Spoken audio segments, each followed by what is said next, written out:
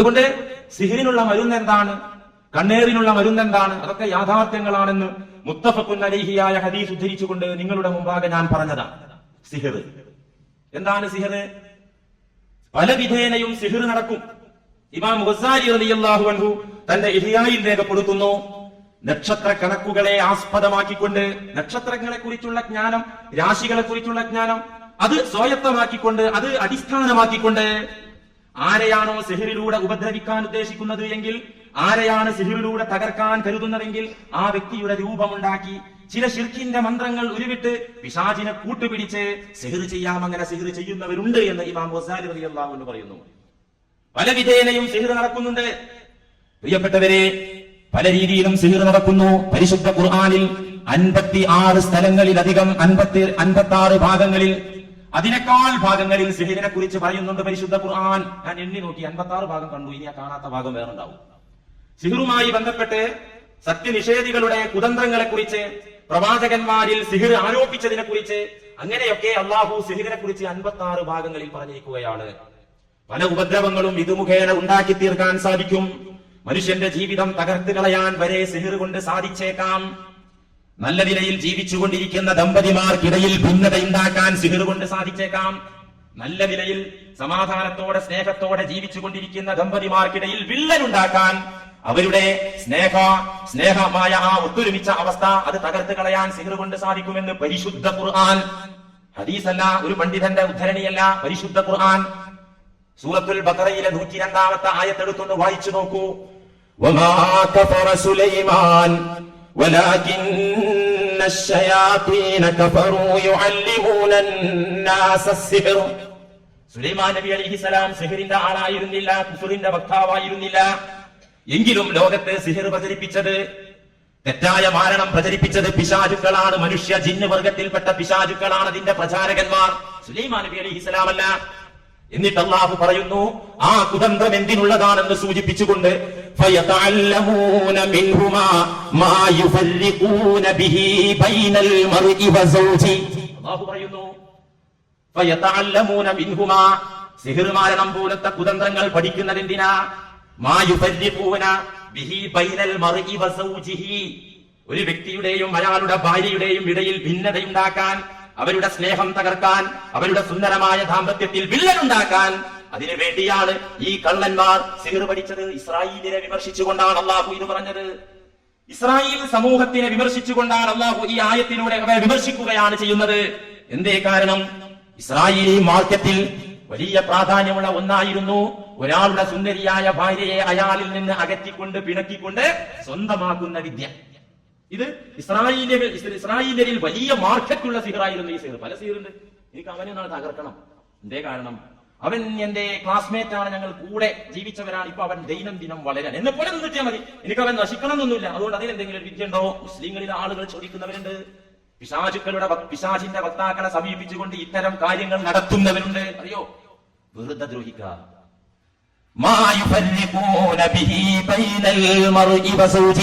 അക്കാലത്തെ ആളുകളുടെ ഏറ്റവും വലിയ കുതന്ത്രമായിരുന്നു ദമ്പതിമാർക്കിടയിൽ ഭിന്നിപ്പുണ്ടാക്കിക്കൊണ്ട്, സുന്ദരിയായ ഒരു പെണ്ണ് ഒരാളെ കസ്റ്റഡിയിൽ ഭാര്യയായി ജീവിക്കുകയാണെങ്കിൽ അവളെ എനിക്ക് കിട്ടണം. അവളെ എനിക്ക് കിട്ടണമെന്നുണ്ടെങ്കിൽ ഉള്ള ഭർത്താവിൽ നിന്ന് അവൾ അകലണം എന്നുണ്ടെങ്കിൽ സിഹിർ ചെയ്യണം, അത് ചെയ്യിപ്പിക്കണം. തനിക്ക് ചെയ്യാൻ അറിയില്ലെങ്കിൽ ചെയ്യിപ്പിക്കണം. ഇങ്ങനെ ചെയ്യാൻ വേണ്ടിയായിരുന്നു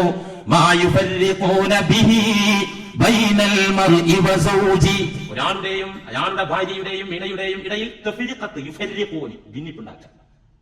وما هم بضارين به من أحد إلا بإذن الله. الله പറയുന്നു, وما هم ضارين به من أحد إلا بإذن الله. ആ കുതന്ത്രത്തിന്റെ ആളുകൾ മനസ്സിലാക്കണം, ആ സിഹറിന്റെ ആളുകൾ മനസ്സിലാക്കണം. وما هم بضارين به من أحد إلا بإذن الله. അള്ളാഹുവിന്റെ അനുവാദത്തോടു കൂടെയല്ലാതെ, അള്ളാഹുവിന്റെ ഒത്താശയോടു കൂടെയല്ലാതെ, അള്ളാഹുവിന്റെ വിധിയോടു കൂടെയല്ലാതെ സിഹിർ കൊണ്ട് ഒരു ഉപദ്രവവും ഏൽപ്പിക്കാൻ അവർക്ക് സാധിക്കില്ലെന്ന് അവർ മനസ്സിലാക്കണം. അന്ന് വിചാരിച്ചാലേ സിഹിർ കൊണ്ടും ഒരാളെ ഗ്രഹിക്കാൻ പറ്റുള്ളൂ. അന്ന് വിചാരിച്ചാലല്ലേ രോഗം വന്നാൽ മരുന്ന് വിളിച്ചാൽ ഭേദമുള്ളൂ. അന്ന് വിചാരിക്കാതെ സുഖാവുമോ? മരുന്ന് രോഗശമനത്തിനുള്ള ഒരു നിമിത്തമാണ്, മാധ്യമമാണ്.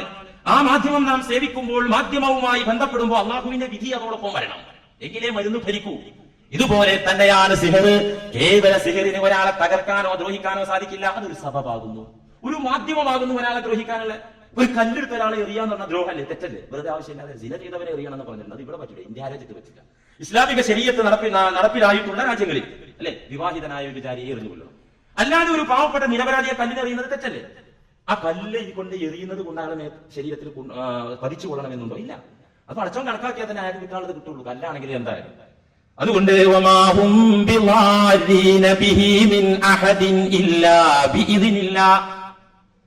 മാരണക്കാരെ നിങ്ങൾക്കൊന്നിനും സാധിക്കില്ല. മരുന്ന് കുറിച്ചു കൊടുക്കുന്ന വൈദ്യന്മാരെ നിങ്ങൾക്ക് രോഗം സുഖപ്പെടുത്താൻ സാധിക്കില്ല. ഇല്ലാ ബിഇദ്നില്ല, അല്ലാഹുവിന്റെ ഇതിന് കൂടാതെ സാധിക്കില്ല. എന്നാ പിന്നെ സിഹർ ഉപദ്രവകരമല്ല എന്നല്ലേ ഈ ആയത്തിനർത്ഥം? അങ്ങനെയല്ല. അടുത്ത ഭാഗം നോക്കൂ. وَيَتَعَلَّمُونَ مَا يَضُرُّهُمْ وَلَا يَنفَعُهُمْ وَيَتَعَلَّمُونَ مَا يَضُرُّهُمْ وَلَا يَنفَعُهُمْ. ഇത്തരത്തിലുള്ള വിദ്യ പഠിക്കൽ കൊണ്ട് അവർക്ക് ഉപദ്രവവും നാശവുമാണുള്ളത്. എന്തേ കാരണം? ഇതെന്താ പഠിച്ചിട്ട് കാര്യം? അവരെ ദ്രോഹിക്കാൻ അല്ലേ? തന്റെ സഹോദരനെ തകർക്കാനാണല്ലോ ഈ വിദ്യ പഠിക്കുന്നത്. അതുകൊണ്ട് വയതഅല്ലമൂന മാ യദുറുഹും, ഉപദ്രവകരമായതാണ് അവർ പഠിക്കുന്നത്, ഉപദ്രവമാണ് അവർക്ക്. വലാ യൻഫഉഹും, അതുകൊണ്ട് അവർക്ക് നേട്ടം ഉണ്ടാവുകയില്ല. അള്ളാഹുവിങ്കൽ നേട്ടമില്ല, അതുകൊണ്ട് വൻ തകർച്ചയാണ് ഉണ്ടാവുക, അതുകൊണ്ട് മളറത്തുണ്ടാകും, അതുകൊണ്ട് ഭൂമിയിൽ കുഴപ്പങ്ങൾ ഉണ്ടാക്കാൻ സാധിക്കുമെന്ന് അല്ലാഹു സുബ്ഹാനഹു വ തആല പറയുന്നു സൂറത്തുൽ ബഖറയുടെ 102-ാമത്തെ ആയത്തിലൂടെ വിവരിക്കുകയാണ്. അതുകൊണ്ട് പ്രിയപ്പെട്ടവരെ, സിഹർ എന്ന യാഥാർത്ഥ്യം പല വിധേനയും ഉണ്ടാകും, പല രീതിയിൽ അതിന്റെ ഉപദ്രവങ്ങൾ ഉണ്ടാവും. ഉണ്ടായാൽ ഒരാൾക്ക് അത് ഏൽക്കാതിരിക്കാനുള്ള മുൻകരുതലുകൾ നിങ്ങൾ കേട്ടല്ലോ. ഒരാളിൽ അത് ബാധിച്ചു കഴിഞ്ഞാൽ, അങ്ങനെ ഒരു സംശയം വന്നു കഴിഞ്ഞാൽ, സംശയം വെറുതെ സംശയിക്കരുത്. ഈ വാഴ കേട്ട് പോയിട്ട് എന്ത് കണ്ടാലും ഇത് സിഹറാണ്. കുറച്ച് ശത്രുക്കളൊക്കെ ഉണ്ട്, ബിസിനസ് രംഗത്തും കുടുംബങ്ങളിലൊക്കെ കുറച്ച് ശത്രുക്കൾ ഉണ്ട്. അതുകൊണ്ട് ചെറിയ എന്തെങ്കിലും അസ്വസ്ഥത വന്നപ്പോഴേക്ക് ഇന്നൊരാള് പനിച്ചിട്ട് സന്ധിയിലൊക്കെ വേദന, ഇത് വേറെന്തോ ആണ്, കാരണം മരുന്ന് കുടിച്ചിട്ട് വേദന നിൽക്കുന്നില്ല എന്നാ പറയുന്നത്. അപ്പൊ ഇപ്പത്തെ പനിയൊക്കെ എല്ലാ ജോയിന്റിലും നല്ല വേദനയെന്നാ പനിച്ച ആളുകൾ പറയുന്നത്. ഈ പുള്ളി പറയണം മരുന്ന് കുടിച്ചിട്ട് ഈ വേദന മാറാതിരിക്കുമ്പോൾ എനിക്ക് എന്തോ ഒരു ഡൗട്ട് ഉണ്ട്. അങ്ങനെ ഡൗട്ടാകണം, വെറുതെ ആവശ്യമില്ലാതെ നിങ്ങൾ തെറ്റിദ്ധരിക്കരുത്. അങ്ങനെ ഒരു അവസ്ഥയിലേക്ക് നാം ചെന്നെത്തിയാൽ ഒരു മരുന്നും വലിക്കുന്നില്ല, വീണ്ടും അസ്വാസ്ഥ്യം തന്നെ, ബുദ്ധിമുട്ട്. ഇങ്ങനെ ആയിക്കഴിഞ്ഞാൽ മാ അൻസലല്ലാഹു ദാഅൻ ഇല്ലാ അൻസല ലഹു ശിഫാഅൻ എന്ന അർത്ഥത്തിൽ എല്ലാ പ്രശ്നങ്ങൾക്കും പ്രതിവിധിയുണ്ട് എന്ന അർത്ഥത്തിൽ എന്താണ് സിഹർ ബാധിച്ച ആൾക്കുള്ള മോചനമാർഗം എന്താണ്? നമ്മുടെ കിതാബുകളിലൊക്കെ എഴുതിയിട്ടുണ്ട്. നമ്മുടെ കിതാബ് നോക്കണ്ട, അത് ഖുറാഫാത്ത് എഴുതി വെച്ച മണ്ട കിതാബാണ്, ഏതാണ്ട് മുസ്ലിയാക്കന്മാർ എഴുതിയത്. ഉൽപ്പതിഷ്ണു വിഭാഗത്തിന്റെ എന്ന് വെച്ചാൽ കുറച്ച് മോഡേണിസം ഇസ്ലാമിൽ ഉണ്ട് എന്ന് പറഞ്ഞ് കുറച്ചൊക്കെ വിദ്യാഭ്യാസവും പണൊക്കെ ഉണ്ടാവുമ്പോൾ ഞാൻ ഇസ്ലാമിസ്റ്റ് എന്ന് പറഞ്ഞ് വരുന്ന ആളുകളുണ്ടല്ലോ. അവരുടെ നേതാവായി അംഗീകരിക്കപ്പെടുന്ന ഉൽപ്പതിഷ്ണു വിഭാഗത്തിന്റെ അധ്യക്ഷനായ ഇബ്നു തൈമിയയുടെ പ്രധാന ശിഷ്യൻ ഇബ്നുൽ ഖയ്യിം തന്റെ സാദുൽ മആദിൽ രേഖപ്പെടുത്തുന്നു. ഇത് ലോക രാഷ്ട്രങ്ങളൊക്കെ അംഗീകരിച്ച ഗ്രന്ഥം, മുസ്ലിം രാജ്യങ്ങളൊക്കെ, സൗദി അറേബ്യ അടക്കം അവിടുത്തെ മുഫ്തിമാരൊക്കെ അംഗീകരിച്ചു. ആ പുസ്തകത്തിൽ ഇബ്നുൽ ഖയ്യിം സാദുൽ മആദി എന്ന ഗ്രന്ഥത്തിൽ പറയുന്നു, സിഹറിന് ഫലപ്രദമായ മരുന്ന്, സിഹർ ഒരാൾക്ക് ബാധിച്ചാൽ അതിൽ നിന്ന് രക്ഷപ്പെടാനുള്ള മരുന്ന്, ഫലവത്തായ മരുന്ന്, മിൻ അദ്വിയത്തിൽ ഇലാഹിയ, മിൻ അദ്വിയത്തിൽ ഇലാഹിയ, ദൈവികമായ മരുന്നാണ്. മെഡിക്കൽ ഷോപ്പിൽ നിന്ന് വാങ്ങാൻ കിട്ടുന്ന മരുന്നല്ല. മിൻ അദ്വിയത്തിൽ ഇലാഹിയ, ദൈവിക മരുന്ന്. അതെന്താ ദൈവിക മരുന്ന്? നിർദ്ദിഷ്ടമായ ചില ആയത്തുകൾ കൊണ്ട്, ദിക്റുകൾ കൊണ്ട് മന്ത്രിക്കലാകുന്നു. അതാകുന്നു ദൈവിക ചികിത്സ. അല്ലാഹുവിന്റെ കലാം കൊണ്ട്, അല്ലാഹുവിന്റെ ഹബീബ് പഠിപ്പിച്ച അദ്കാർ കൊണ്ട് മന്ത്രിക്കലാകുന്നു. അതിനുള്ള പ്രതിവിധി അതാണ് മിൻ അദ്വിയത്തിൽ ഇലാഹിയ എന്ന് പറഞ്ഞാൽ. നിങ്ങൾ ആലോചിച്ചു നോക്കൂ, ഏതുപോലെയൊക്കെ സൂറത്തിൽ ഫാത്തിഹത്തി ആയത്തിൽ കുർസി, ഇതൊക്കെ സാധാരണ നമുക്കറിയുന്ന ഇവ കൊണ്ട് മന്ത്രിക്കുക. അവിടെ ഒരു കാര്യം ശ്രദ്ധിക്കാണ്ട്, ആയുധം പ്രയോഗിക്കാൻ അറിയുന്നവൻ പ്രയോഗിച്ചാലാണ് പിശാചിന് പറ്റുള്ളൂ. നമ്മൾ മുമ്പ് പറഞ്ഞതാണ്, ആയുധമുണ്ട്, ഒരു തോക്കുണ്ട് എന്നതുകൊണ്ട് അകലെ നിൽക്കുന്ന ശത്രുവിനെ ഷൂട്ട് ചെയ്ത് വീഴ്ത്താൻ പറ്റില്ല. അതിനെന്ത് വേണം? ഷൂട്ടിംഗ് പഠിക്കണം. ഇതുപോലെ ഫാത്തിഹ സൂറത്ത് കൊണ്ട് പിശാചിനെ തകർക്കാൻ സാധിക്കണം. അല്ലെങ്കിൽ അതിന് മഹാത്മ്യമുണ്ട്, ആരും ഉരുവിട്ടാൽ അത് വേറെ വിഷയം. പക്ഷേ തൗഹീദിന്റെ പടവാളിന്റെ മൂർച്ചയുള്ള മനുഷ്യൻ, ആ മനുഷ്യൻ ഉപയോഗിക്കുമ്പോഴാണ് പെട്ടെന്ന് ഫലവത്താകുക. മിൻ അദ്വിയത്തിൽ ഇലാഹിയ, പരിശുദ്ധ ഖുർആനിലെ അധ്യായങ്ങൾ, ആയത്തുകൾ നിങ്ങൾ നോക്കൂ. 2 അധ്യായങ്ങൾ മന്ത്രിക്കാൻ വേണ്ടി മാത്രമാണ് അള്ളാഹു അവതരിപ്പിച്ചത്. 2 സൂറത്തുകൾ മന്ത്രിക്കാൻ വേണ്ടി മാത്രമാണ്. വഫീഹാ നസലത് ഖുൽ അഊദു ബിറബ്ബിൽ ഫലഖ് വഖുൽ അഊദു ബിറബ്ബിൻ നാസ്. സിഹറിനെതിരെ മന്ത്രിക്കാൻ, സിഹറിന്റെ ഉപദ്രവങ്ങളിൽ നിന്ന് രക്ഷപ്പെടാൻ വേണ്ടി മന്ത്രിക്കാൻ വേണ്ടിയാണ് ഖുൽ അഊദു ബിറബ്ബിൽ ഫലഖ് ഖുൽ അഊദു ബിറബ്ബിൻ നാസ് എന്നീ 2 സൂറത്തുകൾ ഒപ്പം ഇറങ്ങിയത്. ഖുർആനിലെ അധ്യായങ്ങളൊന്നും ഒപ്പം 2 ഇറങ്ങിയിട്ടില്ല. ഒരു അധ്യായം തന്നെ ഘട്ടങ്ങളായി ഓരോ ആയത്തുകൾ, അങ്ങനെയാണ്. ഈ 2 സൂറത്തുകൾ ഒപ്പം ഒരേ സമയത്താണ് അവതരിച്ചത്. അതിന് സംഘനാമമുണ്ട്, രണ്ടിനും കൂടി ഒരു പേരുണ്ട്. എന്താ? മുഅവ്വിദതൈനി, ഉപദ്രവങ്ങളിൽ നിന്ന് കാവൽ തേടുന്ന ആയുധങ്ങൾ, രണ്ട് ആയുധങ്ങൾ. ഈ രണ്ട് സൂറകൾ അള്ളാഹു ഇറക്കിയത് മന്ത്രിക്കാനാണ്. എന്തിനു മന്ത്രിക്കാൻ? പറഞ്ഞല്ലോ, മുസ്തഫായ നബി തങ്ങളെ തകർക്കാൻ വേണ്ടി ജൂതന്മാരും മുനാഫിക്കുകളും ഖുറൈശികളും എല്ലാ കെണികളും ഒരുക്കി. അവസാനത്തെ കയ്യായി അവർ മാരണം പ്രയോഗിച്ചു നബിയെ തകർക്കാൻ. ലബീദ് ഇബ്നു അഅസം എന്ന് പറയുന്ന കപടൻ ഈത്തപ്പന കുലയിൽ 11 കെട്ടുകളിട്ടാണ് മാരണം ചെയ്തത്. 11 കെട്ടുകൾ ഇട്ടുകൊണ്ട് ഇതിനെ തകർക്കാൻ അതേ ഡോസിൽ അല്ലാഹു 11 ആയത്തിറക്കി. സൂറത്തുൽ ഫലഖ് 5, സൂറത്തുൻ നാസ് 6. സൂറത്തുൽ ഫലഖ് 5 ആയത്തുകളാ, സൂറത്തുൻ നാസ് 6 ആയത്തുകളാ. 5, 6, 11 കെട്ടുകൾ ഇട്ടുകൊണ്ടാണ് ലബീദ് ഇബ്നു അഅസം എന്ന് പറയുന്ന മാരണക്കാരൻ നബിക്കെതിരെ സിഹിർ ചെയ്തത്. ആ സിഹിറിനെ തകർക്കാൻ, 11 കെട്ടുകളുള്ള സിഹിറിനെ തകർക്കാൻ അള്ളാഹുവിന്റെ കലാമിൽ 11 ആയത്തുകൾ അവതീർണമായി. ഡോസ് 10ന്റെ ഗുളിക, 20ന്റെ ഗുളിക, 100ന്റെ ഗുളിക, 500ന്റെ ഗുളിക, അല്ലെ? ഈ മെഡിസിനിലൊക്കെ ഉണ്ടല്ലോ ഇതിന്റെ ഡോസ് കൂടുന്നത്. ഇതുപോലെ 11 കെട്ടുകൾക്ക് അനുയോജ്യമായ ഡോസ് 11 ആയത്തുകൾ എന്നും വെറുതെ പറയുന്നതല്ല സഹോദരന്മാരെ. അല്ലാഹു സുബ്ഹാനഹു വ തആല മന്ത്രിക്കാൻ വേണ്ടിയാണ് ഈ 2 അധ്യായങ്ങൾ അവതരിപ്പിച്ചത് എന്ന വസ്തുത നാം അറിയണം. ധാരാളം കിതാബുകളിൽ ഇതിനുള്ള പരിഹാരം സിഹിർ ബാധിച്ച മസ്റൂറായ വ്യക്തിക്കുള്ള മോചനമാർഗം പറയുന്നുണ്ട്. അതുകൊണ്ട് അള്ളാഹുവിന്റെ കലാം കൊണ്ട് മന്ത്രിച്ചാൽ ഏത് ശൈത്താൻ ആര് വിട്ടതാണെങ്കിലും അത് അകന്നു പോകും. പിന്നെ ചില ആളുകളുണ്ട് സിഹിർ ബാധിച്ച ആളെ വിളിച്ചു വരുത്തിയിട്ട് അയാളെ ഇളക്കുമെന്ന്. എന്ന് വെച്ചാല് ഉള്ളതൊക്കെ വരട്ടെ എഴുതിയിട്ട് ഞാൻ കണ്ടിട്ടുണ്ട്, എന്നെ കണ്ടുകൊണ്ട്. എങ്ങനെ ഇളക്കുക? അവനെ മന്ത്രിക്കും ഖുർആനിലെ ഏതാനും ആയത്ത് കൊണ്ട്, അല്ലെങ്കിൽ ഏതെങ്കിലും അദ്കാർ കൊണ്ട് മന്ത്രിക്കും. മന്ത്രിച്ചാൽ പിന്നെ ഇയാൾ ഇളകാൻ തുടങ്ങും. ഇളകിയിട്ട് പറയും, ഞങ്ങൾ ഇത്ര ആളുണ്ട്, ഞങ്ങൾ ഇന്ന സ്ഥലത്ത് നിന്ന് വന്നതാണ്, ഇന്ന ആള് വിട്ടതാണ്. അങ്ങനെയാണോ? എന്നാ പോകാൻ എന്താ വേണ്ടത്? ഇയാൾ ചോദിക്കും. അതിൽ 5000 ഒക്കെ പറഞ്ഞു വെച്ചിട്ടുണ്ട് അത് മാതൃവിക്കാൻ. പോകാൻ എന്താ വേണ്ടത്? പോകാൻ രക്തം വേണം. രക്തം, അവർ രക്തം കൊടുക്കുക. അല്ലെങ്കിൽ പൂജ നടത്തണം. നിങ്ങളുടെ വീടിന്റെ തെക്ക് ഭാഗത്തൊരു സർപ്പകല്ല് നാട്ടിക്കൊണ്ട് തുളസി നട്ടുകൊണ്ട് അവിടെ പാലും പഴവും വെച്ച് പൂജിക്കണം. സർപ്പകല്ല് വെക്കണം. എന്നാൽ ചെയ്തേക്കാം, എങ്ങനെയെങ്കിലും പോയി കിട്ടിയാൽ 5000 കിട്ടണമല്ലോ ഇതിനു വേണ്ടി. ഇത് ഹറാമാണ്, ഇത് തെറ്റാണ്, ഇത് കടുത്ത ശിർക്കാകുന്നു. പിശാചിന് വഴിപ്പെടാൻ പാടില്ല, അള്ളാഹുവിനെയാണ് വഴിപ്പെടേണ്ടത്. ഇളകുന്ന സമയത്ത് ഇങ്ങനത്തെ കാര്യമൊക്കെ പറയാം, തെറ്റായ കാര്യങ്ങളാണ് പറയുക. എന്നാൽ ഇളക്കുന്നത് കൊണ്ട് തെറ്റില്ല. ശിർക്കും ഹറാമും പിശാച് കൽപ്പിച്ചാൽ അനുസരിക്കരുത് എന്ന നിബന്ധനയോടെ, അനുസരിക്കരുത് എന്ന നിയമത്തോടുകൂടെ സിഹിർ ബാധിച്ച മനുഷ്യനെ ഇളക്കുന്നത് കൊണ്ട് തെറ്റൊന്നുമില്ല. സഹീഹുൽ ബുഖാരിയിൽ ഒരു അധ്യായമുണ്ട്. ഒരു അധ്യായം. എന്താ അധ്യായത്തിന്റെ പേര്? ബാബുഹൽ യുസ്തഖറജു സിഹ്റു. സിഹിർ ബാധിച്ച മനുഷ്യനെ ഇളക്കാമോ? പണ്ഡിതന്മാർ എഴുതി വെച്ചാൽ നോക്കണം. ബാബുഹൽ യുസ്തഖറജു സിഹ്റു. സിഹിർ പുറത്തേക്ക് കൊണ്ടുവരാൻ പറ്റുമോ? ആ അധ്യായത്തിൽ ഇമാം ബുഖാരി ഒരു സഹാബിയുടെ വാക്കാണ് രേഖപ്പെടുത്തിയിരിക്കുന്നത്. ഖാല ഖതാദതു ലിസഈദ് ഇബ്നുൽ മുസയ്യിബ് റളിയല്ലാഹു അൻഹു. ഖതാദ റളിയല്ലാഹു അൻഹു സഈദ് ഇബ്നുൽ മുസയ്യിബ് എന്ന് പറഞ്ഞ പ്രവാചകന്റെ പണ്ഡിതനായ അടുത്ത അനുയായിയായ വ്യക്തിയോട് ചോദിച്ചു, ഖതാദ, റജുലുൻ ബിഹി സിഹ്റുൻ, ഒരാൾക്ക് സിഹ്ർ ബാധിച്ചാൽ അയ്യുഹല്ലു അൻഹു, അയാളിൽ നിന്ന് അത് ഇളക്കാൻ പറ്റുമോ? അയ്യുഹല്ലു അൻഹു, അദ്ദേഹത്തെ ഇളക്കാൻ പറ്റുമോ? ഖാല സഈദ് ഇബ്നുൽ മുസയ്യിബ് റളിയല്ലാഹു അൻഹു, മഹാനായ സഈദ് റളിയല്ലാഹു അൻഹു മറുപടി പറഞ്ഞു, ലാ ബഅസ ബിഹി, അതുകൊണ്ട് കുഴപ്പമില്ല. ലാ ഇന്നമാ യുരീദൂന ബിഹിൽ ഇസ്ലാഹ, അതുകൊണ്ട് നന്മയാണ്, അയാൾക്കുള്ള പ്രശ്നത്തിൽ നിന്ന് അയാളെ രക്ഷപ്പെടുത്തലാണ് നിയ്യത്തെങ്കിൽ തെറ്റില്ല. വ അമ്മാ മാ യൻഫഉ ഫലാ യുൻഹ അൻഹു, ഉപകരിക്കുന്നത് ഒരു സഹോദരന് ഗുണകരമായ കാര്യം, ഉപകാരമുള്ള കാര്യം, അതിന് തെറ്റില്ല. പക്ഷേ ശിർക്കും ഹറാമും ഉണ്ടാകരുത് എന്ന് മാത്രം. സിഹർ ഇളക്കുന്നത് കൊണ്ട് കുഴപ്പമില്ല. കിതാബുൽ ബുഖാരി, ബുഖാരിയിലാണ് ഈ സംഭവം.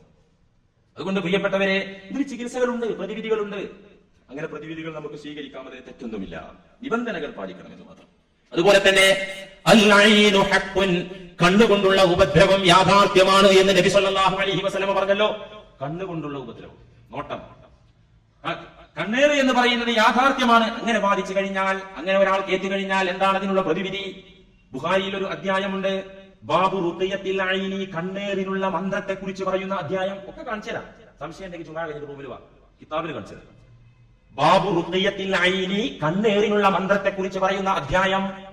ആ അധ്യായത്തിൽ ഇമാം ബുഖാരി ആദ്യമായി പറയുന്ന ഹദീസ് ആയിഷ റളിയല്ലാഹു അൻഹാ, ആയിഷ ബീവിയെ തൊട്ട് മഹദി പറയുകയാണ്, അമറനി റസൂലുള്ളാഹി സ്വല്ലല്ലാഹു അലൈഹി വസല്ലം അൻ യുസ്തർഖാ മിനൽ ഐനി, എന്നോട് നബി ഒരിക്കൽ കണ്ണേറിന് വേണ്ടി, കണ്ണേറിൽ നിന്ന് രക്ഷപ്പെടാൻ വേണ്ടി മന്ത്രിക്കാൻ കൽപ്പിച്ചു. അമറനി, എന്നോട് കൽപ്പിച്ചു നബി, അൻ യുസ്തർഖാ, മന്ത്രിക്കാൻ, മിനൽ ഐനി, കണ്ണിന്റെ ഉപദ്രവത്തിൽ നിന്ന് മന്ത്രിക്കാൻ കൽപ്പിച്ചു. ഇത് തെറ്റാണെങ്കിൽ കൽപ്പിക്കോ? റവാഹുൽ ബുഖാരി. അൻ ഉമ്മി സലമ റളിയല്ലാഹു അൻഹാ, ഉമ്മു സലമ പറയുന്നു, എന്റെ വീട്ടിൽ ഒരു പെൺകുട്ടിയെ നബി തങ്ങൾ കണ്ടു. പെൺകുട്ടിയുടെ മുഖത്ത് പെട്ടെന്ന് കറുത്ത പാടുകൾ പ്രത്യക്ഷപ്പെട്ടു. ഒരു കുഴപ്പമില്ല, സുന്ദരി കുട്ടിയായ ഒരു പെൺകുട്ടി. ഒരു ദിവസം നോക്കുമ്പോൾ അതിന്റെ മുഖത്തൊക്കെ കറുത്ത പാട്. എന്താ റിയാക്ഷൻ ആണോ, എന്താ ആക്ഷൻ ആണെങ്കിലും ശരി, നബി സല്ലല്ലാഹു അലൈഹി വസല്ലമ ഇത് കണ്ടപ്പോൾ ആ കൊച്ചുകുട്ടിയുടെ മുഖത്ത് കറുത്ത പാടുകൾ പെട്ടെന്ന് പ്രത്യക്ഷപ്പെടുകയും ആ കുട്ടിക്ക് അസ്വസ്ഥത അനുഭവപ്പെടുകയും ചെയ്തപ്പോ ഫഖാല റസൂലുള്ളാഹി സല്ലല്ലാഹു അലൈഹി വസല്ലം ഫസ്തർഖൂ ലഹാ ഫഇന്ന ബിഹൻ നളറത. ആ കുട്ടിയെ മന്ത്രിക്കൂ. ഫഇന്ന ബിഹൻ നളറത. ആ കുട്ടിക്ക് നോട്ടം ഏറ്റിട്ടുണ്ട്. നളറ നോക്കി, എന്തോർ നോക്കും, നളറത്ത് നോട്ടം ഏറ്റിട്ടുണ്ട് ആ കുട്ടിക്ക്. റവാഹുൽ ബുഖാരി. എങ്ങനെയാണ് നബി തങ്ങൾ മന്ത്രിച്ചത് എന്ന് തുടർന്ന് ഇമാം ബുഖാരി റളിയല്ലാഹു അൻഹു പറയുന്നു. അദ്ദേഹം പറയാ റഹ്മത്തുള്ളാഹി അലൈഹി വിവരിക്കുന്നു ശേഷം എങ്ങനെയാ മന്ത്രിച്ചത്. അല്ലാഹുമ്മ റബ്ബന്നാസ് മുദ്ഹിബൽ ബഅസി ഇശ്ഫി അൻത ശാഫി ലാ ശാഫിയ ഇല്ലാ അൻത ശിഫാഅൻ ലാ യുഗാദിറു സഖമാ. ബുഖാരി. അല്ലാഹുമ്മ റബ്ബന്നാസ്, ജനങ്ങളെ പോറ്റി വളർത്തുന്ന തമ്പുരാനെ. അല്ലാഹുവിനെ വിളിച്ചിട്ട് എന്താ, ഏത് സിഹിറിൽ നിന്ന് രക്ഷപ്പെട്ടൂടെ. അല്ലാഹുമ്മ റബ്ബന്നാസ് മുദ്ഹിബൽ ബഅസി, എല്ലാ ക്ലേശങ്ങളെയും പ്രയാസങ്ങളെയും പോക്കിക്കളയുന്ന, അകറ്റിക്കളയുന്ന ജനങ്ങളുടെ രക്ഷിതാവേ. ഇശ്ഫി അൻത ശാഫി, നീ സുഖപ്പെടുത്തൂ, നീയാണ് സുഖപ്പെടുത്തുന്നവൻ. വലാ ശാഫിയ ഇല്ലാ അൻത, നീയല്ലാതെ രോഗം ശമിപ്പിക്കുന്നവനില്ല. ശിഫാഅൻ ലാ യുഗാദിറു സഖമാ, ഒരു ഉപദ്രവവും ഒരു രോഗവും അവശേഷിക്കാത്ത നിലയിലുള്ള രോഗശമനം പടച്ചവനെ നൽകണേ. ഇതായിരുന്നു നബി സല്ലല്ലാഹു അലൈഹി വസല്ലം തങ്ങൾ മന്ത്രിച്ച മന്ത്രം. ഇത് ശരിക്കും കേട്ടോ. ഇനി ഇവിടെ നിന്ന് പാതി ചെവി കൊണ്ട് പാതി ശ്രദ്ധയോടെ കേട്ട് കാലിച്ചന്തയിൽ വെച്ചും ബ്രിഡ്ജിൽ വെച്ചിട്ടും ആ മുസ്ലിയാർ ഏതാനും ആഴ്ചയായി അബദ്ധങ്ങൾ തന്നെ വിളിച്ചു പോകുന്നു. അത് കേൾക്കാൻ ഒരുപാട് മണ്ടന്മാരും. ഒരാൾ അഭിപ്രായം പറഞ്ഞതാ, രണ്ടാളെന്നോട് പറഞ്ഞു, അഭിപ്രായം പറഞ്ഞിട്ടുണ്ട്, സന്തോഷമായി. മുസ്ലിയാർ ഏതാനും ഇത്രയും കാലം വലിയ കുഴപ്പമൊന്നുമില്ല, ഇപ്പൊ ഏതാനും ആഴ്ചയായി അബദ്ധങ്ങൾ തന്നെ വിളിച്ചു പറയുകയാണ്. കേൾക്കാൻ കുറെ മണ്ടൻ. നിങ്ങളൊക്കെ മണ്ടന്മാരും ഞാൻ വിവരം കെട്ടവനായതുകൊണ്ട് എനിക്കൊരു കുഴപ്പമില്ല. നിങ്ങൾ മണ്ടന്മാര് നിങ്ങൾ ആക്കിയതുകൊണ്ട് നിങ്ങൾക്ക് കുഴപ്പമുണ്ടോ ഇല്ലേ എനിക്കറിയില്ല, അല്ലാഹു അക്ബർ. ഏതായാലും ഒരു കാര്യം അങ്ങനെ വിമർശിക്കുന്ന സഹോദരന്മാരോട് വിവരമില്ല, അത് ആദ്യം പറയുന്നല്ലോ. ഞാൻ എന്റെ വകയിലല്ലോ ബുഖാരി നോക്കിയിട്ട്, ഈ കണ്ണുകൊണ്ട് നോക്കിയിട്ട്, അതങ്ങനെ നോക്കി മനസ്സിലാക്കിയിട്ട് നിങ്ങളോട് പറയും എനിക്ക് വിവരമില്ല, ഞാൻ വെറും സ്പീക്കർ, അതുപോലൊരു സാധനം മനസ്സിലാക്കിക്കോ.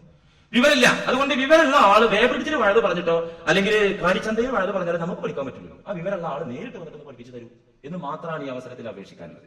അതുകൊണ്ട് ഇത് വിവരക്കേടാണെന്ന് പറഞ്ഞാൽ ഹദീസുകളൊക്കെ വിവരക്കേടാകണം. ഹദീസുകളൊക്കെ മണ്ണിട്ട് മൂടേണ്ടി വരും, ആയത്തുകൾ മണ്ണിട്ട് മൂടേണ്ടി വരും. ഞാൻ ഇതിത്ര വിശദീകരിച്ച് പറയാൻ വിചാരിച്ചാലോ, മന്ത്രം 1-2 എക്സാമ്പിൾ 1-2 ബുഖാരിന്റെ ഹദീസ് ഉണ്ടായാൽ മതിയല്ലോ. ചോറ് പാകമായോ അല്ലേ, ബന്ധോ അല്ലേ നോക്കാൻ 2 വറ്റെടുത്ത് നോക്കിയാൽ മതിയല്ലോ, എല്ലാ വറ്റും പരിശോധിക്കേണ്ട കാര്യമില്ലല്ലോ. അപ്പൊ ബുഖാരിയിൽ 2 ഹദീസ്, മുസ്ലിമിലെ 2 ഹദീസ്, 2 ആയത്ത്. ബുദ്ധിമാന്മാർക്ക് അത്ര മതി, അങ്ങനെ നിർത്താൻ വിചാരിച്ചു. പക്ഷെ നിർത്താൻ സമ്മതിക്കുന്നില്ല.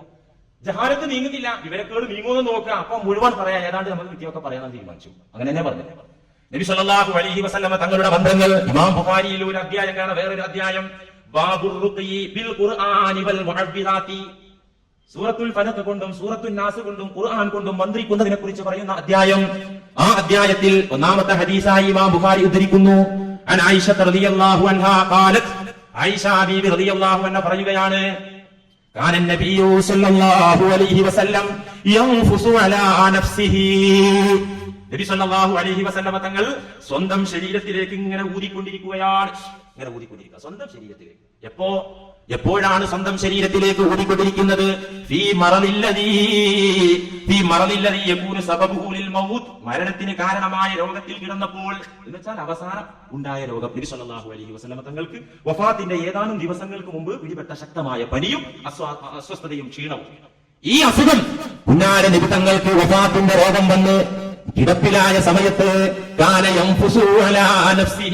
സ്വന്തം ശരീരത്തിലേക്ക് നബി തങ്ങൾ ഊതിക്കൊണ്ടിരിക്കുകയാണ്. ബിൽ മുഅവ്വിദാത്ത്, സൂറത്തുൽ ഇഖ്ലാസ് മുഅവ്വിദത്തൈനിയൊക്കെ പാരായണം ചെയ്ത് ഇങ്ങനെ ഊതിക്കൊണ്ടിരിക്കുകയാണ് നബി തങ്ങൾ. ക്ഷീണം അധികരിച്ചപ്പോൾ മിണ്ടാൻ സാധിക്കുന്നില്ല, അനങ്ങാൻ സാധിക്കുന്നില്ല, വ്യക്തമായി സംസാരിക്കാൻ പറ്റുന്നില്ല. നന്നായി ക്ഷീണം പിടിപെട്ടപ്പോ ആയിഷ ബീവി റളിയല്ലാഹു അൻഹ പറയുന്നു, ഇമാം ബുഖാരി ഉദ്ധരിക്കുന്നു, സ്വന്തം ശരീരത്തിലേക്ക് രോഗശയ്യയിൽ കിടന്നപ്പോൾ മന്ത്രിച്ചു ഊതിക്കൊണ്ടിരുന്ന പ്രവാചകന് ക്ഷീണം അധികമായപ്പോൾ നബി തങ്ങൾ നേരത്തെ മന്ത്രിച്ച മന്ത്രം ഉപയോഗിച്ച് ഞാൻ മന്ത്രിച്ചു ഊതി കൊടുത്തു നബി സല്ലല്ലാഹു അലൈഹി വസല്ലം തങ്ങൾക്ക്. സഹീഹുൽ ബുഖാരി കിതാബു തിബ്ബ് എന്ന് പറഞ്ഞ വൈദ്യ സംബന്ധമായ വിഷയം, ചികിത്സ സംബന്ധമായ വിഷയം പറയുന്ന അധ്യായത്തിൽ ഈ ഹദീസ് ഉദ്ധരിച്ചതായി നമുക്ക് കാണാൻ സാധിക്കും. എന്തിനധികം എല്ലാ ദിവസവും അവിടെ നിന്ന് മന്ത്രിച്ചില്ലേ? ഒരു ദിവസം രോഗശയ്യയിലായപ്പോ മാത്രമല്ല, ആയിഷ ബീവി റളിയല്ലാഹു അൻഹ തന്നെ പറയുന്നു, ഇദാ ആവാ ഇലാ ഫിറാശിഹി, എല്ലാ ദിവസവും ഉറങ്ങാൻ വേണ്ടി ബെഡ്റൂമിലേക്ക് കടന്നു വന്നു കഴിഞ്ഞാൽ കിടക്കും മുമ്പ് ഉറങ്ങും മുമ്പ് നബി തങ്ങൾ മന്ത്രിച്ചിരുന്നു. എങ്ങനെ മന്ത്രിച്ചിരുന്നു? നഫസ ഫീ കഫൈഹി ബിഖുൽ ഹുവല്ലാഹു അഹദ് വബിൽ മുഅവ്വിദതൈനി. ബെഡ്റൂമിൽ ഇതൊക്കെ നമ്മൾ ചെയ്യണം. ഈ ആത്മീയ ചികിത്സയൊക്കെ ഇത് വഴന്ന് കേൾക്കാൻ വേണ്ടി മാത്രം പറയാം, അല്ലെങ്കിൽ ആരെങ്കിലും വിമർശിക്കാൻ വേണ്ടി മുസ്ലിംകാർ പറയുന്നതാണെന്ന് മനസ്സിലാക്കരുത്. ഇതൊക്കെ നമ്മൾ ചെയ്യണം. ഇമാം ബുഖാരി ഉദ്ധരിച്ച ഹദീസിൽ കാണുന്നു, ഉറങ്ങുന്നതിന്റെ മുമ്പ് നബി എന്നും മന്ത്രിക്കും സ്വന്തത്തെ. എങ്ങനെ മന്ത്രിക്കും? നഫസാ ഫീ കഫൈഹി, രണ്ട് കൈവെള്ളയിൽ ഊതും, വെറുതെ ഊതല്ല. ബിഖുൽ ഹുവല്ലാഹു അഹദ് വബിൽ മുഅവ്വിദതൈനി, ഖുൽ ഹുവല്ലാഹു അഹദും ഖുൽ അഊദു ബിറബ്ബിൽ ഫലക്കും ഖുൽ അഊദു ബിറബ്ബിൻ നാസും ഓതിയിട്ട് കൈവെള്ളയിൽ ഊതും. എന്നിട്ടോ സുമ്മ മസഹ ബിഹിമാ വജ്ഹഹു, എന്നിട്ട് മുഖത്ത് ഇങ്ങനെ തടവും. പിന്നെ ശരീരം കയ്യെത്തുന്ന ഭാഗം മിൻ ജസദിഹി, ശരീര കയ്യെത്തുന്ന ഭാഗത്തൊക്കെ തന്നെ ശരീരത്തിന്റെ മറ്റു ഭാഗത്തും തടവും. ഊതിയിട്ട് അതുകൊണ്ട് ഇങ്ങോട്ട് തടവുക. എന്താ അവിടെ പറ്റി പിടിക്കുക? കുറെ നേരം ഊതിയാൽ ചിലപ്പോൾ ഇവിടെ എന്തെങ്കിലും നനവൊക്കെ ഉണ്ടാവും.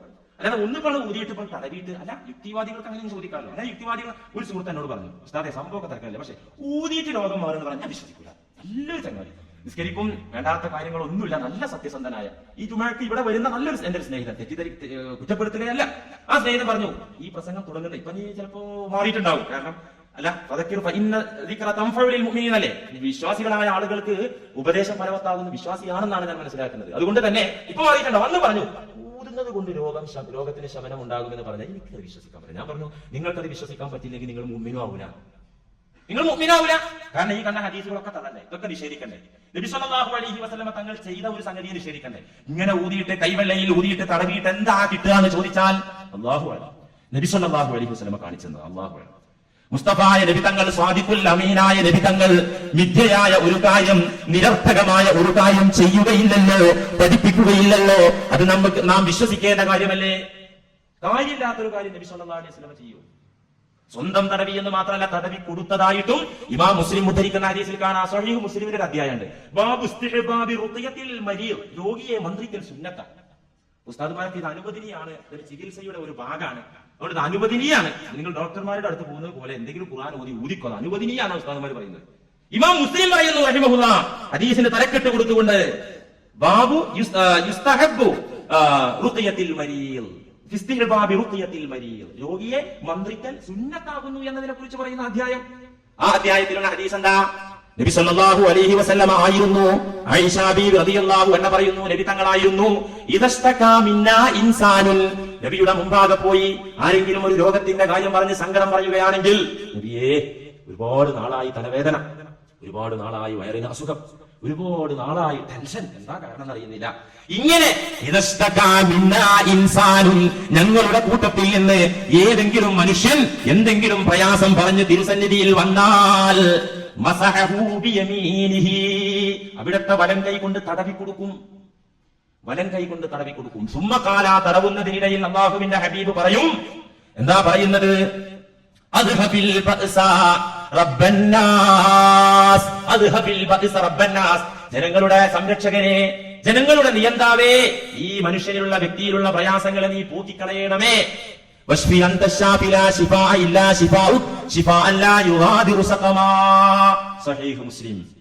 എന്തിനധികം ബുഖാരിയിൽ തന്നെ കാണാമല്ലോ, നബി സല്ലല്ലാഹു അലൈഹി വസല്ലമ തങ്ങൾ അവിടുത്തെ പേരമക്കളായ ഹസൻ ഹുസൈൻ റളിയല്ലാഹു അൻഹുമാ ആ രണ്ട് പിഞ്ചു പൈതങ്ങളെ അരികിലേക്ക് വിളിച്ചു വരുത്തിക്കൊണ്ട് പൈശാചിക ഉപദ്രവങ്ങൾക്കെതിരെ അവരിൽ മന്ത്രിച്ചല്ലോ. ഇബ്രാഹിം നബി അലൈഹിസ്സലാം തന്റെ സന്താനങ്ങളെ അല്ലാഹുവിന്റെ വചനം ഓതിക്കൊണ്ട് മന്ത്രിച്ചല്ലോ. ഇതൊക്കെ ബുഖാരിയിൽ പറയുന്ന സംഭവങ്ങളാണ്. മുസ്ലിം ലോകത്തിന് നിഷേധിക്കാൻ പാടില്ല, തർക്കിക്കാൻ പറ്റൂല. എന്തിനധികം പ്രിയപ്പെട്ടവരെ, ഒരു സഹോദരി ഒരിക്കൽ തിരുസന്നിധിയിൽ വരുന്നു. ഒരു സഹാബിയത്തായ പെണ്ണ്, റസൂലിൽ വിശ്വസിച്ച ഒരു പെണ്ണ് നബി സല്ലല്ലാഹു അലൈഹി വസല്ലമ തങ്ങളുടെ മുന്നിൽ വരുന്നു. വമഅഹാ സബിയുൻ, ആ സ്ത്രീയോടൊപ്പം അവളുടെ കുട്ടിയുണ്ട്. ബിഹി ബലാഉൻ, കുട്ടിക്കൊരു പ്രശ്നം. എന്താ? ലാ യതകല്ലമു, കുറച്ച് നാളായിട്ട് മിണ്ടുന്നില്ല. നന്നായി സംസാരിച്ച പിള്ളേർ പെട്ടെന്ന് മിണ്ടാട്ടം നിന്നു.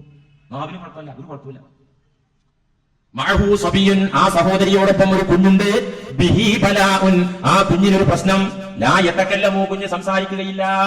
സംസാരിക്കാൻ പെട്ടെന്ന് സാധിക്കാതെ വന്ന കുഞ്ഞിനെയും കൂട്ടി തിരുസന്നിധിയിൽ വന്നു ആ പെണ്ണ്.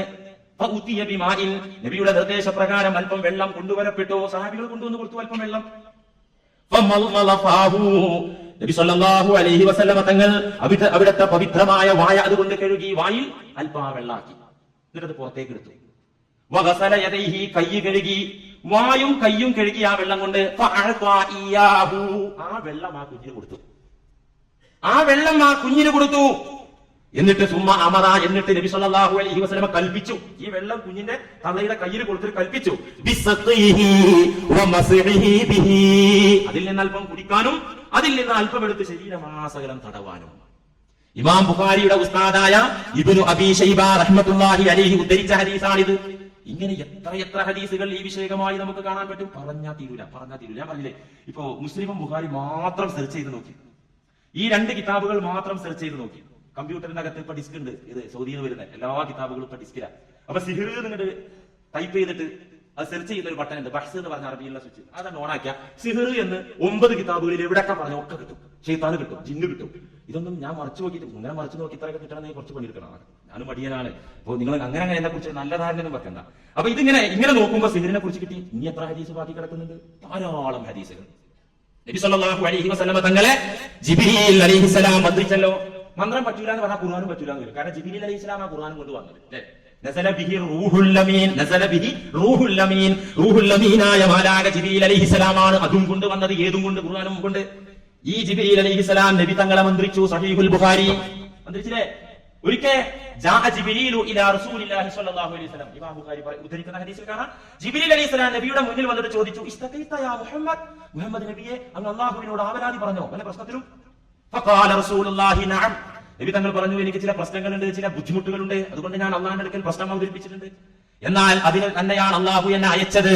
ബിസ്മില്ലാഹി അർഖീക, അല്ലാഹുവിന്റെ നാമം കൊണ്ട് ഞാൻ നിന്നെ മന്ത്രിക്കുന്നു, നിങ്ങൾ അങ്ങയെ മന്ത്രിക്കുന്നു. ബിസ്മില്ലാഹി അർഖീക, അല്ലാഹുവിന്റെ നാമം കൊണ്ട് ഞാൻ അങ്ങയെ മന്ത്രിക്കുന്നു. അതുപോലെ തന്നെ അങ്ങേക്കുള്ള എല്ലാ ഉപദ്രവങ്ങളിൽ നിന്നും, എല്ലാ പ്രശ്നങ്ങളിൽ നിന്നും, മിൻ ശൈഇൻ യുദീക, അങ്ങേക്കുള്ള എല്ലാ പ്രശ്നങ്ങളിൽ നിന്നും മോചനം തേടിക്കൊണ്ട് ഞാൻ മന്ത്രിക്കുകയാകുന്നു. വശർരി നഫ്സിൻ ഔ ഐനി ഹാസിദിൻ, ഓരോ വ്യക്തികളിൽ നിന്ന്, ഒരു നഫ്സിൽ നിന്ന് വരുന്ന ശർർ, ഒരു വ്യക്തിയിൽ നിന്ന് വരുന്ന, വ്യക്തികളിൽ നിന്ന് വരുന്ന ശർറിൽ നിന്നും. ജിബ്രീൽ അലൈഹിസ്സലാം നബി സല്ലല്ലാഹു അലൈഹി വസല്ലം മന്ത്രിച്ചത് രോഗം, ശാരീരിക രോഗം സുഖപ്പെടാനല്ല, വ്യക്തികളിൽ നിന്ന് വരുന്ന ഉപദ്രവം. ഔ ഐനി ഹാസിദിൻ, അസൂയാലുക്കളുടെ കണ്ണിൽ നിന്ന് വരുന്ന ബുദ്ധിമുട്ട്, അതിൽ നിന്നൊക്കെ ഞാൻ മോചനം തേടിക്കൊണ്ട് ബിസ്മില്ലാഹി അർഖൂക അല്ലാഹു യശ്ഫീക, അല്ലാഹു അങ്ങേക്ക് ശിഫ നൽകട്ടെ. റവാഹുൽ ബുഖാരി. വേറെ ഇബ്നു മാജ ഉണ്ട്, തുർമുദി ഉണ്ട്, ബൈഹഖി ഉണ്ട്, നസായി ഉണ്ട്, സിഹാഹി തന്നെ വേറെ കിതാബില്ലേ. അങ്ങോട്ടൊന്നും പോണ്ട. ഈ പ്രബലമായ 2 കിതാബ് മാത്രം എടുത്താൽ മതി. ഇത് ജനങ്ങളെ തെറ്റിദ്ധരിച്ചതാണ്. നമ്മൾ അവരെ കുറ്റം പറഞ്ഞൊരു കാര്യമില്ല. ചില ആളുകൾ പറയാം മന്ത്രം കൊണ്ട് കാര്യമില്ല, ആത്മീയ ചികിത്സ സംഗതിയില്ല, ഒക്കെ ആശുപത്രി ചികിത്സയുള്ളൂ. ഇവർ തെറ്റിദ്ധരിച്ചതാ.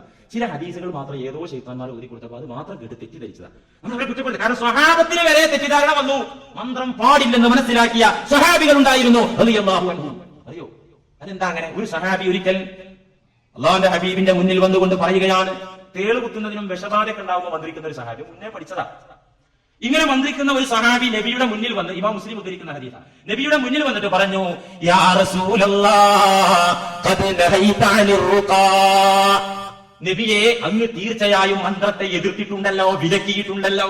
സഹാബിക്ക് സംശയമൊന്നുമില്ല, കതിട്ടാ പറഞ്ഞത്. കതിട്ട് പറഞ്ഞാൽ ഗ്രാമർ പഠിച്ചവർക്കറിയാം.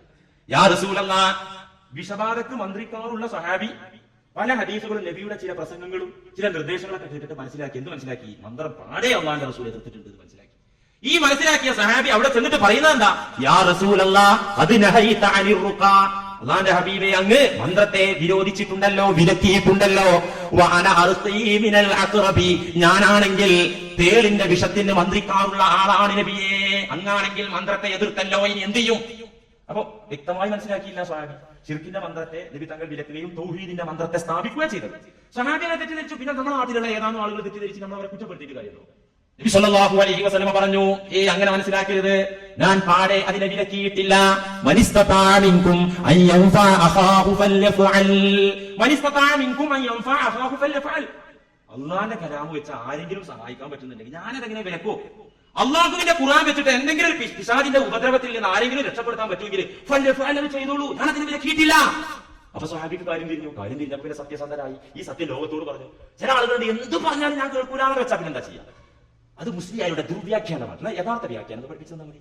നടത്താഴ്ച കേട്ടിരിക്കുന്ന ആളുകളൊക്കെ തെറ്റിദ്ധരിപ്പിച്ച് നമുക്ക് തിരുത്തി പറയാലോ. ആ കുറ്റത്തിൽ നിന്ന് എനിക്ക് രക്ഷപ്പെടാലോ. അറബി ഭാഷയെ കുറിച്ച് കുറഞ്ഞ ഗ്രാഹ്യമുള്ള ആളുകൾക്കൊക്കെ ഇപ്പൊ ഞാൻ വെച്ച അർത്ഥത്തിനെ കുറിച്ച് മനസ്സിലായിട്ടുണ്ടാവും. ഇവിടെ ദുർവ്യാഖ്യാനം ചെയ്യേണ്ട കാര്യമില്ല. എന്നാൽ ഹദീസിൽ കാണാം മന്ത്രിക്കാതിരിക്കലാണ് നല്ലത്. എല്ലാം പറയണ്ടേ, ഒരു ഭാഗം മാത്രം പറഞ്ഞു പോയാൽ പറ്റും. ശിർക്കിന്റെ മന്ത്രമല്ല, തൗഹീദിന്റെ മന്ത്രം തന്നെ. അത് മന്ത്രിക്കാതിരിക്കുന്ന ആളുകൾ 70,000 പേര് വിചാരണ കൂടാതെ സ്വർഗത്തിൽ പോകുമെന്ന ഹദീസ് മുസ്ലിമിൽ കാണാം. ഉള്ളതാകുന്നു. ലാ യസ്തർഖൂന വലാ യതതയ്യറൂന വലാ യക്തവൂൻ. ഒരു വിഭാഗം ആളുകൾ മന്ത്രിക്കില്ല, അനുവദിക്കപ്പെട്ട മന്ത്രം തന്നെ അവർക്കില്ല, നിഷിദ്ധമായ പക്ഷിലക്ഷണവും ശകുനം നോക്കലും അവർക്കില്ല. അങ്ങനത്തെ ഒരു വിഭാഗം എന്റെ ഉമ്മത്തിലുണ്ട്. അത്തരത്തിലുള്ള ആളുകൾ 70,000 പേരുണ്ട്. അവർ സ്വർഗത്തിൽ വിചാരണ കൂടാതെ പ്രവേശിക്കുമെന്ന് നബി സല്ലല്ലാഹു അലൈഹി വസല്ലമ പറഞ്ഞിട്ടുണ്ട്. അതേതർത്ഥത്തിലാണ് ഈ ഹദീസ് കൊണ്ട് മറ്റുള്ള ഹദീസൊക്കെ പൊളിയോ? അങ്ങനെയുണ്ട്. ഹദീസുകളെ കുറിച്ച് ശരിക്ക് പഠിക്കണം. ഹദീസുകൾ എത്ര പഠിച്ചോ, ലക്ഷക്കണക്കിന് ഹദീസ് പഠിച്ചു. അതിനൊരു ഹദീസും വേറെ ഹദീസും വൈരുദ്ധ്യവും അല്ല, ധാരാളുണ്ട്.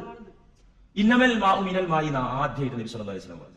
ഭാര്യമാരെ സമീപിച്ചത് കൊണ്ട് നിങ്ങൾ കുളിച്ചോളന്നില്ല. ഇന്നമൽ മാഉ മിനൽ മായി, കുളി ഉണ്ടെങ്കിൽ മാത്രം സ്ഖലനം സംഭവിച്ചാൽ കുളിച്ചാൽ മതി. അതാ ആദ്യത്തെ. ഇതിപ്പോ കിതാബിൽ കാണാം. അല്ലാതെ ഭാര്യയെ സമീപിച്ചത് കൊണ്ട് കുളി നിർബന്ധമാവില്ല. അതാണ് ഞാൻ പറഞ്ഞതിന്റെ ആശയം. ഇന്നമൽ മാഉ മിനൽ മായി. ഇത് മാത്രം വായിച്ച ഒരാൾ എന്തായിരിക്കും അവസ്ഥ? ഒറ്റ നിസ്കാരം ശരിയാവും. ആലോചിച്ചോ. സ്ഖലനം സംഭവിച്ചിട്ടില്ലെങ്കിൽ എന്തോ ആകാം, ഭാര്യയായിട്ട് ബന്ധപ്പെട്ടാലും കുളിക്കേണ്ടതില്ല അതിനർത്ഥം. പിന്നെ വന്നു നിയമം. ആദ്യത്തേത് നസ്ഖ് ചെയ്തു. ഇദൽ തഖൽ ഖിതാനാനി ഫഹുവ മൂജിബുൽ ലിൽ ഗസ്ലി.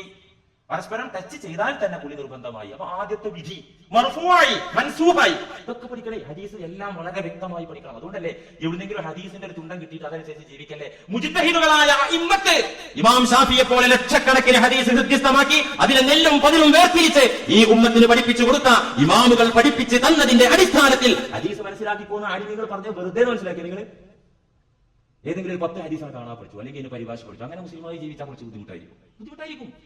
അതുകൊണ്ട് പ്രിയപ്പെട്ടവരെ, മുൻഗാമികളായ ഇമ്മത്തുകൾ പഠിപ്പിച്ചു തന്ന